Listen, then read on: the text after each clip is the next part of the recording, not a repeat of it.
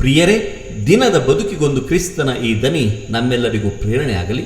ಪೂಜಾ ವಿಧಿಯ ಸಾಧಾರಣ ಕಾಲದ 18ನೆಯ ವಾರ, ಆಗಸ್ಟ್ 7, 2025 ಗುರುವಾರ. ಸಂತ ಮತ್ತಾಯನು ಬರೆದ ಪವಿತ್ರ ಶುಭ ಸಂದೇಶದಿಂದ ವಾಚನ. 16ನೆಯ ಅಧ್ಯಾಯ 13ರಿಂದ 23ರವರೆಗಿನ ವಚನಗಳು. ಆ ಕಾಲದಲ್ಲಿ ಯೇಸು ಫಿಲಿಪ್ಪನ ಸೆಸರೇಯ ಎಂಬ ಪ್ರಾಂತ್ಯಕ್ಕೆ ಬಂದರು. ಅಲ್ಲಿ ತಮ್ಮ ಶಿಷ್ಯರನ್ನು ಉದ್ದೇಶಿಸಿ, ನರಪುತ್ರನನ್ನು ಜನರು ಯಾರೆಂದು ಹೇಳುತ್ತಾರೆ ಎಂದು ಕೇಳಿದರು. ಅದಕ್ಕೆ ಶಿಷ್ಯರು, ಸ್ನಾನಿಕ ಯೋವಾನ ಎಂದು ಕೆಲವರು ಹೇಳುತ್ತಾರೆ, ಮತ್ತೆ ಕೆಲವರು ಎಲಿಯನು ಎನ್ನುತ್ತಾರೆ, ಯೆರೆಮೀಯನು ಅಥವಾ ಪ್ರವಾದಿಗಳಲ್ಲಿ ತಾವು ಒಬ್ಬರು ಎಂಬುದು ಇನ್ನೂ ಕೆಲವರ ಅಭಿಪ್ರಾಯ ಎಂದು ಉತ್ತರ ಕೊಟ್ಟರು. ಆಗ ಯೇಸು, ಆದರೆ ನೀವು ನನ್ನನ್ನು ಯಾರೆನ್ನುತ್ತೀರಿ ಎಂದು ಪ್ರಶ್ನಿಸಿದರು.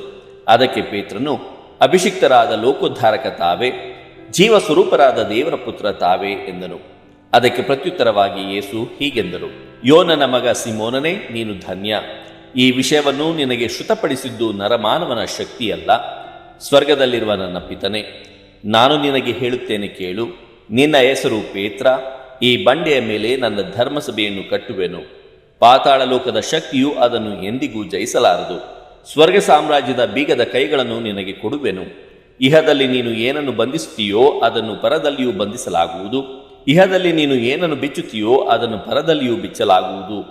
ಅನಂತರ ಯೇಸು ತಮ್ಮ ಶಿಷ್ಯರಿಗೆ, ತಾವು ಅಭಿಷಿಕ್ತರಾದ ಲೋಕೋದ್ಧಾರಕ ಎಂಬುದನ್ನು ಯಾರಿಗೂ ಹೇಳಕೂಡದೆಂದು ಕಟ್ಟಪ್ಪಣೆ ಮಾಡಿದರು.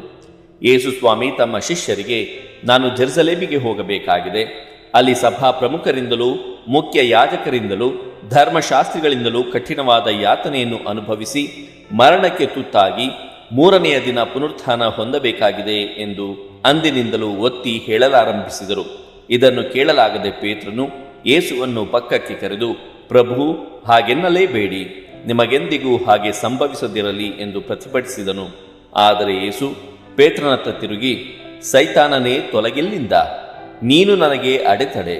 ನಿನ್ನ ಈ ಆಲೋಚನೆ ಮನುಷ್ಯರದೇ ಹೊರತು ದೇವರದಲ್ಲ ಎಂದರು. ಪ್ರಭುವಿನ ಶುಭ ಸಂದೇಶ. ಕ್ರಿಸ್ತರೇ ನಿಮಗೆ ಸ್ತುತಿ ಸಲ್ಲಲಿ. ಚಿಂತನೆ. ಕಲ್ಲಾಗಿಸಿಕೊಳ್ಳದಿರಿ ಹೃದಯವನ್ನು ನಿಮ್ಮ ಪೂರ್ವಜರಂತೆ. ಪ್ರಭು ಯೇಸು ಕ್ರಿಸ್ತರಲ್ಲಿ ಆತ್ಮೀಯರೇ, ಒಂದು ದಿನ ಒಬ್ಬ ವ್ಯಕ್ತಿಯು ಕನಸನ್ನು ಕಂಡನು.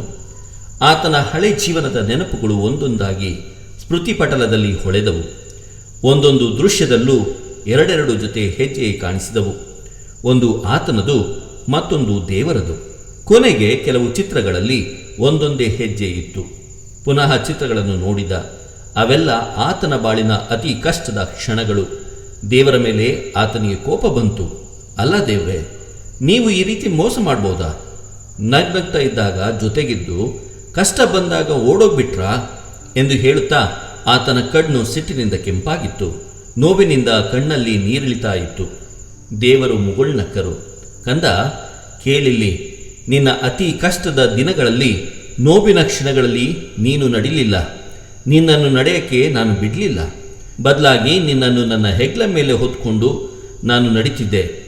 ಅದರಿಂದ ಅಲ್ಲಿರೋದು ಒಂದೇ ಜೊತೆ ಹೆಜ್ಜೆಗಳು, ಅವು ನನ್ನವು ಎಂಬುದಾಗಿ ಶಾಂತವಾಗಿ ದೇವರು ಹೇಳುತ್ತಾ ಇದ್ದಾಗ ಆ ವ್ಯಕ್ತಿಯ ಮನಸ್ಸು ನಾಚಿ ನೀರಾಗಿ ಹೋಯಿತು. ದೇವರ ಪ್ರೀತಿಯ ಮುಂದೆ ಆತನ ಮನಸ್ಸು ಕರಗಿ ಹೋಯಿತು. ಪ್ರಿಯರೇ, ಇಂದಿನ ಮೊದಲನೆಯ ವಾಚನದಲ್ಲಿ ಇಸ್ರೇಲ್ ಜನರು ಮರಳುಗಾಡಿನಲ್ಲಿ ನೀರಿನ ಅಭಾವವಾದಾಗ ಜಿಗುಪ್ಸೆಗೊಂಡು ದೇವರ ಹಾಗೂ ಮೋಶೆ ವಿರುದ್ಧ ಪ್ರತಿಭಟಿಸುತ್ತಾರೆ. ಮೋಶೆಯನ್ನು ನಿಂದಿಸುತ್ತಾರೆ. ದೇವರ ಅಪಾರ ಶಕ್ತಿಯನ್ನು ವಿಶ್ವಾಸಿಸದೆ ದೇವರಿಗೆ ಅವಿಧೇಯರಾಗಿ ನಡೆಯುತ್ತಾರೆ. ಆದರೆ ದೇವರು ಕರುಣೆಯಿಂದ ತಮ್ಮ ಜನರಿಗೆ ಬಂಡೆಯಿಂದ ನೀರನ್ನು ಕೊಡುತ್ತಾರೆ. ಪ್ರಿಯರೇ, ಸಂತ ಪೌಲರು ಕೊರಿಂಥಿಯರಿಗೆ ಪತ್ರವನ್ನು ಬರೆಯುತ್ತಾ ಈ ರೀತಿ ಹೇಳುತ್ತಾರೆ, ಎಲ್ಲರೂ ಒಂದೇ ದೈವಿಕ ಪಾನೀಯವನ್ನು ಕುಡಿದರು, ಕ್ರಿಸ್ತ ಯೇಸುವೆ ಆ ಬಂಡೆ. ಕೊರಿಂಥಿಯರಿಗೆ ಬರೆದ ಮೊದಲನೆಯ ಪತ್ರ 10ನೇ ಅಧ್ಯಾಯ 3ರಿಂದ 4ರವರೆಗಿನ ವಚನಗಳು. ಪ್ರಿಯರೇ, ಕ್ರಿಸ್ತ ಯೇಸುವೆ ಜೀವಜಲದ ಬುಗ್ಗೆಯಾಗಿದ್ದಾರೆ. ದೇವರ ಜೀವದಾಯಕ ನುಡಿಯೇ ನೀರು. ಆ ನುಡಿ ಮಾತ್ರ ನಮ್ಮ ಆಧ್ಯಾತ್ಮಿಕ ದಾಹವನ್ನು, ತಣಿವನ್ನು ನೀಗಿಸಬಲ್ಲದು. ನಮ್ಮಲ್ಲಿ ಹೊಸ ಜೀವವನ್ನು ಹರಿಸಬಲ್ಲದು. ಹಲವು ಸಲ ನಾವು ಸಹ ದೇವರ ವಿರುದ್ಧ ಗೊಣಗಿದ್ದೇವೆ. ದೇವರು ಎಲ್ಲರ ಪ್ರಾರ್ಥನೆಗಳನ್ನು ಕೇಳುತ್ತಾರೆ, ಆದರೆ ನನ್ನ ಪ್ರಾರ್ಥನೆಗೆ ಕಿವಿಗೊಡುವುದಿಲ್ಲ. ಎಲ್ಲರ ಜೀವನದಲ್ಲಿ ಪವಾಡಗಳಾಗುತ್ತವೆ, ಆದರೆ ನನ್ನ ಪ್ರಾರ್ಥನೆಯನ್ನೇಕೆ ದೇವರು ಕೇಳುವುದಿಲ್ಲ ಎಂದು ನಾವು ಪ್ರಶ್ನಿಸುತ್ತೇವೆ.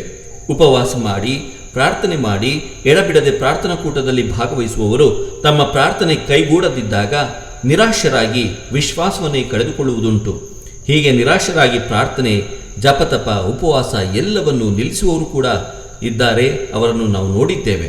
ಪ್ರಿಯರೇ, ಇಂದಿನ ಶುಭ ಸಂದೇಶದಲ್ಲಿ ಪೇತ್ರನ ವಿಶ್ವಾಸ ಪ್ರಕಟಣೆ ನಮಗೆಲ್ಲರಿಗೂ ಉಜ್ವಲ ನಿದರ್ಶನವಾಗಿದೆ. ಅಭಿಷಿಕ್ತರಾದ ಲೋಕೋದ್ಧಾರಕ ತಾವೇ, ಜೀವ ಸ್ವರೂಪರಾದ ದೇವರ ಪುತ್ರ ತಾವೇ ಎಂದ ಪೇತ್ರನ ಆದರ್ಶ ನಮಗೆಂತ ನಿದರ್ಶನವಲ್ಲವೇ ವಿಶ್ವಾಸದ ಹಾದಿಯಲ್ಲಿ ಮುನ್ನಡೆಯಲು? ಇಂತಹ ಅಚಲ ವಿಶ್ವಾಸಕ್ಕೆ ಪೇತ್ರನು ಶ್ರೇಷ್ಠವಾದ ಕೊಡುಗೆಯನ್ನು ಪ್ರಭುವಿನಿಂದ ಪಡೆಯುತ್ತಾನೆ. ಜೀವನದಲ್ಲಿ ಕಾರ್ಮುಗಿಲುಗಳು ಕವಿದು ದಾರಿ ಕಾಣದಾದಾಗ ಕರ್ತರನ್ನು ನಂಬಿ ಬಾಳುವ ವರಕ್ಕಾಗಿ ಇಂದು ನಾವು ಪ್ರಾರ್ಥಿಸೋಣ. ಜೀವವನ್ನು ದೂಷಿಸುವವನು ದೇವರನ್ನು ದೂಷಿಸಿದಂತೆ. ದೇವರು ನಮ್ಮೆಲ್ಲರನ್ನು ಆಶೀರ್ವದಿಸಲಿ. ಇದು ಧ್ವನಿ ಮಾಧ್ಯಮ ಮನೆಯ ಕೊಡುಗೆ. ಧ್ವನಿ ವಂದನೆಯ ಸ್ವಾಮಿ ಶಾಂತಕುಮಾರ್ ಜೆ, ಬೆಂಗಳೂರು ಮಹಾಧರ್ಮ ಕ್ಷೇತ್ರ. ಪ್ರಿಯರೇ, ಈ ಚಾನೆಲ್ ಅನ್ನು ಸಬ್ಸ್ಕ್ರೈಬ್ ಮಾಡಿ ಪ್ರತಿದಿನ ದೇವರ ವಾಕ್ಯವನ್ನು ಆಲಿಸುತ್ತಾ ಅದನ್ನು ಇತರರೊಂದಿಗೆ ಹಂಚಿಕೊಳ್ಳಲು ನಮಗೆ ನೆರವಾಗಿರಿ. ಧನ್ಯವಾದಗಳು.